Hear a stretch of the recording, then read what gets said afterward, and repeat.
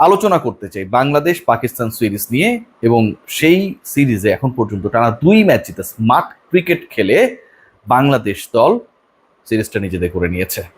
অনেকটা যেন চাকা অল ইন ওয়ানের মতো, যার স্মার্ট এনজাইম আর কালার গার্ড ফর্মুলা আপনার কাপড়কে করবে মাত্র 75 টাকায় ধবধবে পরিষ্কার।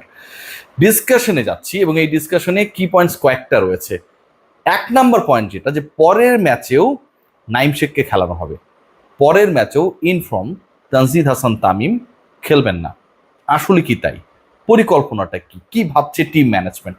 আমরা যেভাবে ভাবি তার বাইরে গিয়ে, আউট অফ দ্য বক্স গিয়ে বাংলাদেশ টিম ম্যানেজমেন্ট যারা দল পরিচালনার সাথে জড়িত তারা এই আকামগুলো করেন।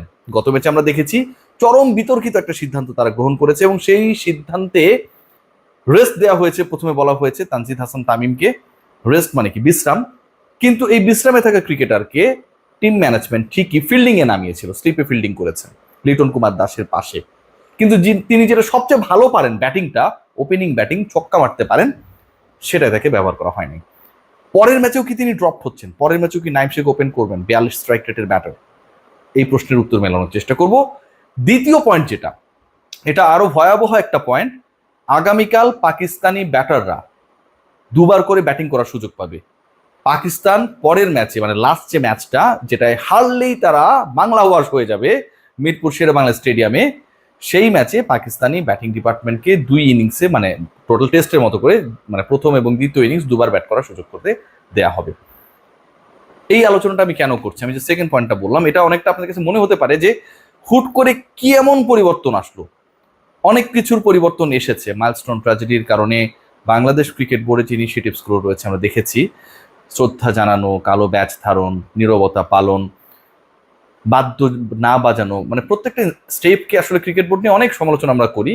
আমি খুব পজিটিভলি দেখতে চাই সেই তারা কি পাকিস্তানকে ইজ্জত নিয়ে যাদের টানাটানি, test playing nation, world cup champion, তারা হোয়াইট ওয়াশ হবে বাংলাদেশের কাছে, এরকম একটা সিচুয়েশন সত্যি বিসিবি কি অ্যালাউ করতে যাচ্ছে কিনা যে তারা 2বার ব্যাট করবে। বাসিদ আলী বলছেন যে পাকিস্তান ব্যাটিং ডিপার্টমেন্টের অবস্থা যা, বাসিদ আলী সাবেক পাকিস্তান গ্রেট, তাতে এখন নিয়ম পাল্টে ওয়ানডে এবং টি-20তে এই দলটাকে 2বার ব্যাটিং করতে দেওয়ার সুযোগ করা যায় কিনা অনেকটা অবজ্ঞা করে পাকিস্তানি ব্যাটারদের, তাদের টিম ম্যানেজমেন্টকে, কোচিং স্টাফদেরকে বলেছেন এই কথা। সো এটা হচ্ছে যদিও কথার কথা, এটার অ্যাপ্লিকেশন হবে না, কিন্তু বাংলাদেশের বিপক্ষে কতটুকু Pakistani batting department, Pakistan as a team helpless, সেই ব্যাপারটা কিন্তু প্রমাণ করে। শোয়েব আক্তার একটা গুরুত্বপূর্ণ কথা বলেছেন। শোয়েব আক্তার এই আলোচনা শেষ করে আগামীকালের ম্যাচে তানজিদ তামিমকে বাদ দেওয়ার পরিকল্পনা হচ্ছে কিনা ওই আলোচনা যাব, যে যদি কোনো দল গ্রেট টিম হতে চায়, or if they want to be a great cricketer, anyone, তাকে যে কোনো কন্ডিশনে সফল হতে হবে। আপনারা দেখবেন যে ইন্টারন্যাশনাল ক্রিকেট যখন হয়, আমরা বলি যে অস্ট্রেলিয়ার কন্ডিশনে গিয়ে বিরাট কোহলি কি করে, ওর ইংলিশ কন্ডিশনে গিয়ে তিনি কি করেন, দ্যাট ইজ হিজ গ্রেটনেস, তার কন্ডিশনে তো তিনি ভালো করবেনই। আবার কোন অস্ট্রেলিয়ান ক্রিকেটার ইন্ডিয়ান কন্ডিশনে এসে শ্রীলঙ্কান কন্ডিশনে কি করে, সেটা হচ্ছে তার বা তার দলের গ্রেটনেস। সো একটা দল আরেক দেশে এসছে, সেই জায়গায় তারা ভালো ক্রিকেট খেলতে পারছে না, স্মার্ট ক্রিকেট খেলতে পারছে না,